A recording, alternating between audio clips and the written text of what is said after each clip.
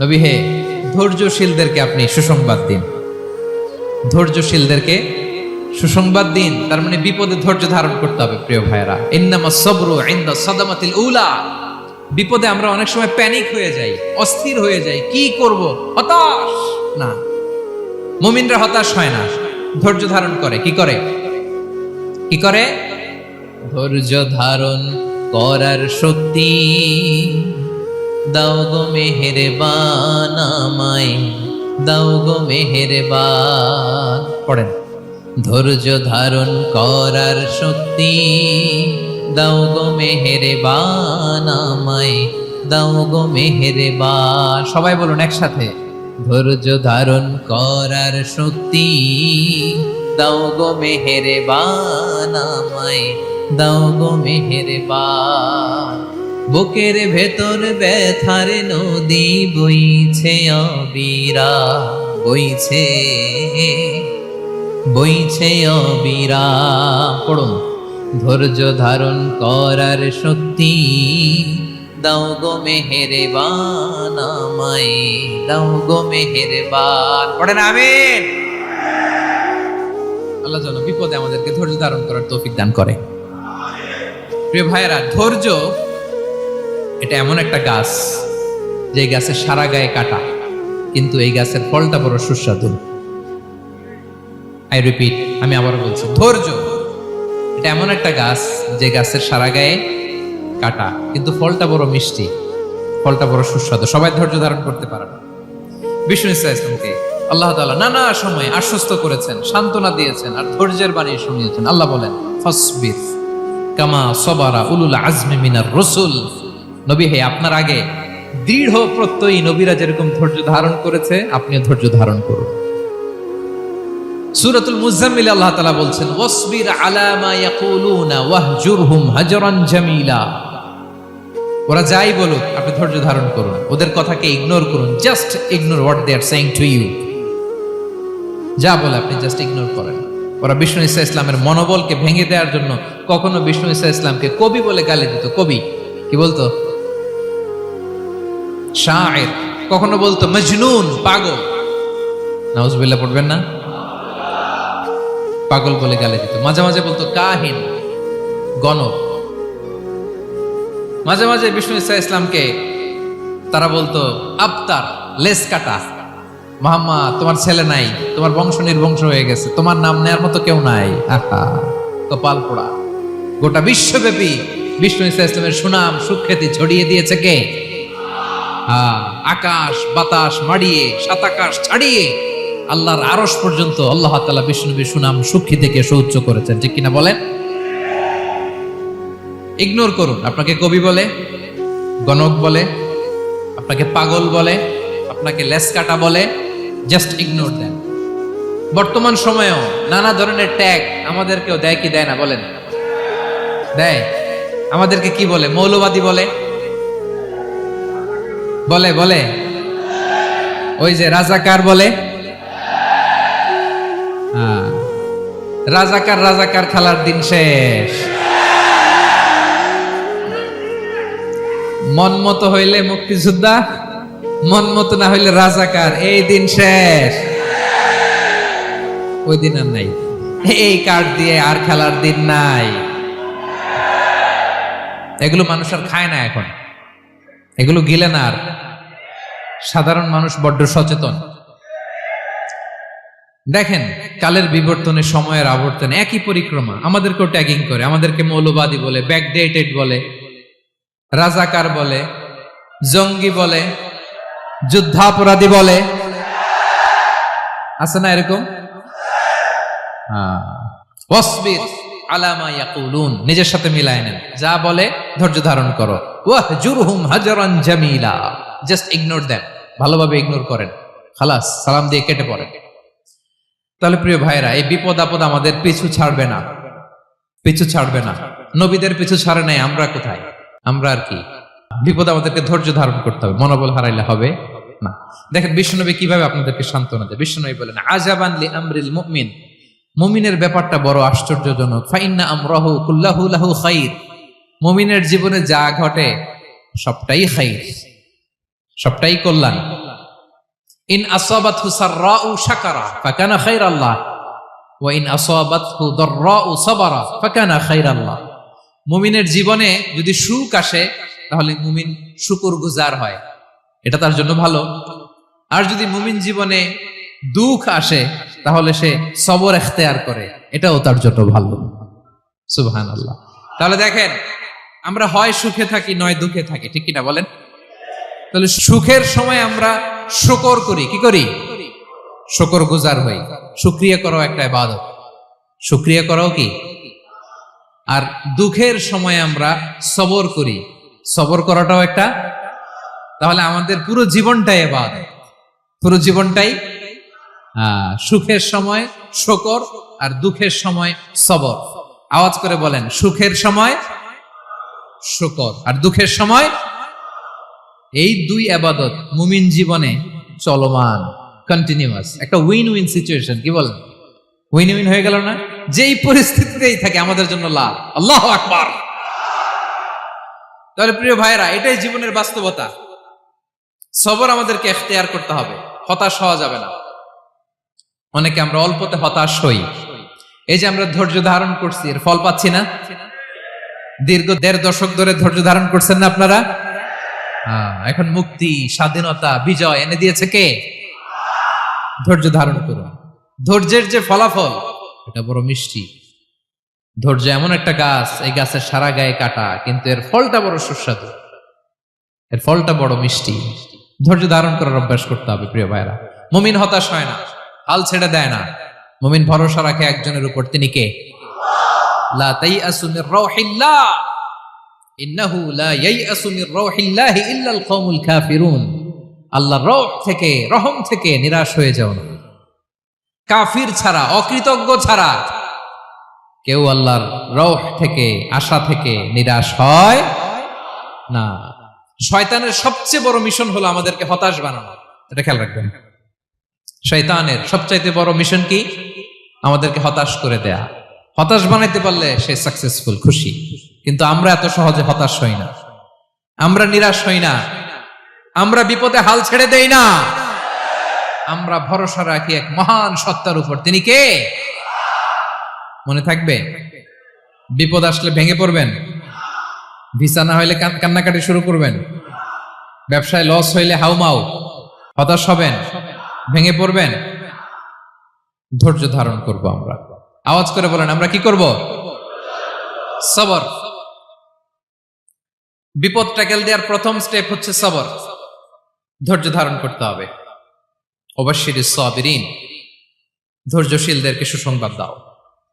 বিপদ থেকে বাঁচার দ্বিতীয় স্টেপ হচ্ছে এই বিপদ থেকে উত্তরণের চেষ্টা করতে হবে। কন্টিনিউয়াস প্রচেষ্টা চালিয়ে যেতে হবে। ওয়াল্লাযীনা জাহাদু ফিনা লানাহদিয়ান্নাহুম সুবুলানা। যারা আমার রাস্তায় চেষ্টা করে, প্রচেষ্টা করে, স্ট্রাগল করে, তাদেরকে আমি পথ দেখিয়ে দেই, সুবুল দেখিয়ে দেই, ওয়ে আউট দেখায় দেই, এক্সিট দেখায় দেই। কোথাও আটকাবেন না আপনি, আপনাকে এক্সিট দেখাই দিবে কে? মালয়েশিয়াতে কেলুয়ার বলে না? কেলুয়ার কি বলে চেনেন? কেলুয়ার মানে কি? এক্সিট। এক্সিট পেয়ে যাবেন, আটকাবেন না আপনি জীবনে কোথাও। 3 নাম্বার, আল্লাহর উপর তাওয়াক্কুল করতে হবে বিপদ আসলে। ওমাইয়া তাওয়াক্কাল আলাল্লাহি ফাহুয়া হাসবুহ। আল্লাহর উপর যে তাওয়াক্কুল করে, আল্লাহই তার জন্য যথেষ্ট হয়ে যায়। তাহলে বিপদে প্রিয় ভাইরা আমরা প্যানিক হব না, ধৈর্য ধারণ করব, বিপদ থেকে উত্তরণের সর্বোচ্চ প্রচেষ্টা চালিয়ে যাব, আর ভরসা রাখবো একজনের উপর, তিনি কে? আর বিপদ আসলে এটাকে নেগেটিভলি নেবেন না সবসময়। বিপদ আপদ এটা অনেক পজিটিভ, ভালো জিনিস আমাদের জীবনে বয়ে নিয়ে আসে। শাইখুল ইসলাম ইবনু তাইমিয়া আলাইহি রাহমা, উনি বলতেন, খুব দামি কথা, খুব হেভি ওয়েট কথা, মনোযোগ দিয়ে শুনুন। তিনি বলতেন, যে নেয়ামত তোমাকে আল্লাহ থেকে দূরে সরায়, ওই নেয়ামতের চেয়ে বিপদ ভালো যে বিপদ তোমাকে আল্লাহর দিকে ধাবিত করে। আই রিপিট, আমি আবারও বলি, যে নাজ নেয়ামত তোমাকে আল্লাহ থেকে দূরে সরিয়ে দেয়, সে নাজ নেয়ামতের চেয়ে ওই বিপদ আপদ ভালো যেই বিপদ আপদ তোমাকে আল্লাহর কাছে টেনে নেয়। তাহলে বিপদ আপদ আসলে আপনি হতাশ হবেন? আর কখনো দুঃখ করবেন? মোয়ারের ভাইয়েরা, আর মন খারাপ করবেন? আপনি খেয়াল করে দেখেন, বিপদ আসলে আমরা আল্লাহরে ডাকি বেশি। যখন অসুস্থ আপনি খেয়াল করেন তো, আল্লাহ আল্লাহ তুমি ছাড়া বাঁচানোর কেউ নাই, আল্লাহ আল্লাহ তুমি হেফাজত করো, আল্লাহ তুমি সুস্থ করে দাও। যখন লাইফ থ্রেট, দেখেন আপনি গুম হয়ে যেতে পারেন, আপনার কারাবন্দি করতে পারে, এরকম একটা বিপদের মধ্যে আছেন, তখন খেয়াল করেন তো আল্লাহর সাথে আপনার কানেক্টিভিটি, রিলেশনশিপটা কতটা ডেভেলপ হয়। কারণ বিপদে পড়লে আমরা আল্লাহরে ডাকি বেশি। তাহলে বিপদ আপদেরও কিছু পজিটিভ সাইড বা দিক আমাদের জীবনে আছে না নাই? অনেক পজিটিভ দিক আছে, কয়েকটা শেয়ার করি। এক নাম্বার পজিটিভ সাইড তো বললাম, ইমাম ইবনু তাইমিয়া যেটা বললেন। এরপরে হচ্ছে মাঝে মাঝে আল্লাহ তাআলা আমাদের মর্যাদাকে আপগ্রেড করতে চায়, এলিভেট করতে চায়। আপনি ধরেন কোন একটা এয়ারলাইন্সের রেগুলার প্যাসেঞ্জার টিকিট কাটেন, মাঝে মাঝে হঠাৎ করে দেখবেন কাউন্টারে গেলে তারা বলে you are upgraded to business class, অথবা you are upgraded to first class. যেহেতু রেগুলার প্যাসেঞ্জার, অনেক মাইলস জমা হয়েছে, আপগ্রেড করে দেয়। আল্লাহ তাআলা মাঝে মাঝে চায় তিনি আমাদের মর্যাদাকে, র্যাঙ্ক, এটাকে আপগ্রেড করবেন। কিন্তু আমার যে আমল আখলাকের অবস্থা, ওইটা দিয়ে ওই আপগ্রেড র্যাঙ্কে যাওয়ার সুযোগ নাই। বুঝতেছেন কথা? আল্লাহ চায় আমার লেভেল একটু আপ করতে, কিন্তু আমার আমলের যে অবস্থা, এতে আমি ওখানে যাই না। তখন আল্লাহ কিছু বিপদ আপদ দিয়ে, পরীক্ষা দিয়ে বান্দাকে টেস্ট করে। ওই পরীক্ষায় যদি উত্তীর্ণ হন, সাথে সাথে আল্লাহ তাআলা আপনার লেভেল বা র্যাঙ্ক আপগ্রেড করে দেয়। সুবহানাল্লাহ পড়বেন না? তাহলে লাভ না লস? আওয়াজ করে বলেন, লাভ না লস? মুমিন জীবনের সব লাভ। যত বিপদ আপদ আপনাকে স্পর্শ করে, প্রতিটাতেই আপনার জন্য কল্যাণ। বিষ্ণু ইসলাম বলেন, মা ইউসিবুল মুসলিমা মিন নাসাবিন ওয়ালা ওয়াসাবিন ওয়ালা হাম্মিন ওয়ালা হুজনিন ওয়ালা আযান ওয়ালা গাম্মিন হাত্তা শাওকাতি ইউশাকুহা ইল্লা কাফারাল্লাহু বিহা খাতায়া। আপনার জীবনে যত দুঃখ, যত যন্ত্রণা, যত টেনশন, যত অ্যাংজাইটি, যত ইনজুরি, এমনকি গোলাপ ফুল পাড়তে যে ওখানে যে কাটা বাঁধছে, বরই খেতে যে বরই গাছে ওঠার পরে যে একটা কাটা বিঁধছে আপনার হাতে, এর কারণে আল্লাহ তাআলা আপনার গুনাহ মাফ করে দেয়।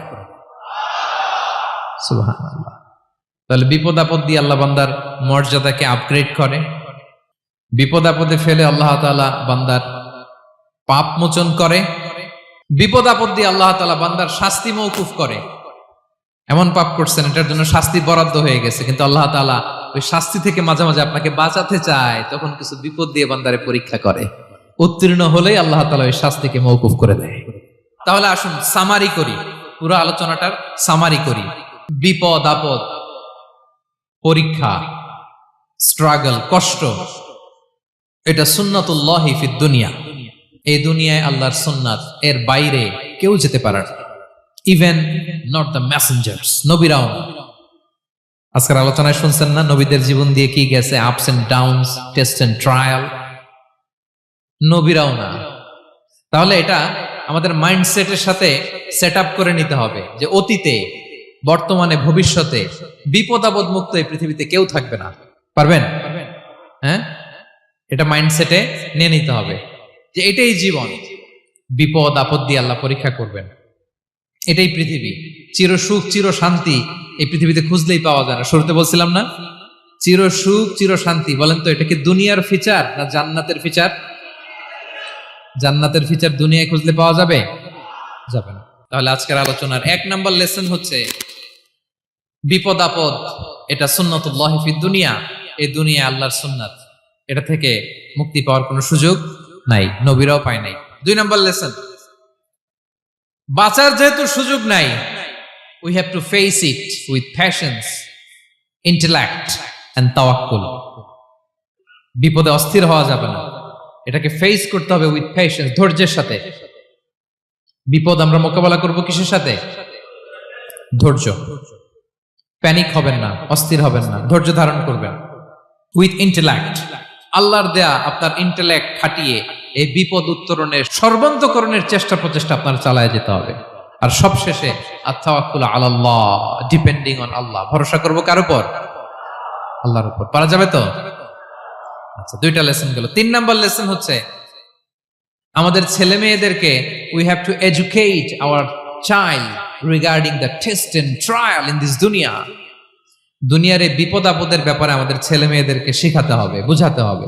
ওরা ছোট মানুষ তো অস্থির হয়ে যায়, আব্বু আমার সাথে কেন এমন হয়, আমারই শুধু পেন্সিল চুরি হয়, আমারই শুধু এটা হয়, আমি পরীক্ষায় খারাপ করি, আমি ব্যথা পাই, আমার এই আমার সেই। ছোট মানুষ তো বুঝে না। ওরা বুঝাইতে হবে যে বাবা, this is the essence of life, এটাই জীবন, এটাই কি এই লাইফ হ্যাকস গুলো তাদেরকে শেখাইতে হবে। ডোন্ট বি প্যানিক, প্যানিক হওয়া যাবে না। This is how life is design, এটাই জীবন, বিপদ আপদ আসবে, এটাকে মেনে নিতে হবে। ছেলে মেয়েদেরকে শিখাইতে হবে, তাহলে তারাও প্যানিক হবে না। পারবেন তো ইনশাআল্লাহ? আচ্ছা, 4 নাম্বার লেসন হচ্ছে যেটা আমরা জানলাম, এই বিপদ আপদ সবসময় আমাদের জন্য খারাপ না। সামটাইমস ইট ব্রিংস খায়ের for us if dealt properly. ঠিক মতো বিপদকে ডিল করতে পারলে এটা আসলে আমার জন্য আখেরে কল্যাণই বয়ে নিয়ে আসে। কি বলেন, তাই না? কল্যাণ বয়ে নিয়ে আসে। সব শেষ কথা হলো, আমরা যেন এই বিপদগুলোকে প্রপারলি ডিল করতে পারি, আমরা যেন সবর ইখতিয়ার করতে পারি।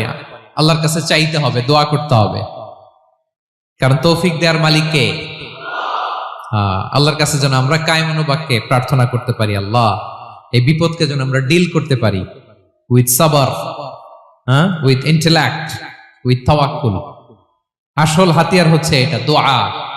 আল্লাহর কাছে চাইবেন, মনোযোগের সাথে চাইবেন, আন্তরিকতার সাথে চাইবেন। উদউল্লাহ ওয়া আনতুম মুকিনুনা বিল ইজাবা। বিষ্ণু বলেন এমন ভাবে চাও যেন তুমি অনেকটা কনফার্ম যে তোমার দোয়া আল্লাহ কবুল করবেনই, এমন ভাবে চাও। অনেকে রোবোটিক দোয়া করে। রোবোটিক দোয়া মানে দোয়ার মধ্যে প্রাণ নাই, ধ্যান নাই, মন নাই, আগ্রহ নাই, ভালোবাসা নাই। ওই দোয়া আল্লাহ কবুল করে না। মনোযোগ দিয়ে চাইতে হবে চাওয়ার মতো, তাহলে আল্লাহ তাআলার পক্ষ থেকে তৌফিক পাওয়া যাবে। পারা যাবে তো ইনশাআল্লাহ? আল্লাহ তাআলা আমাদের সবাইকে বিপদে আপদে ধৈর্য ধারণ করার তৌফিক দান করুক।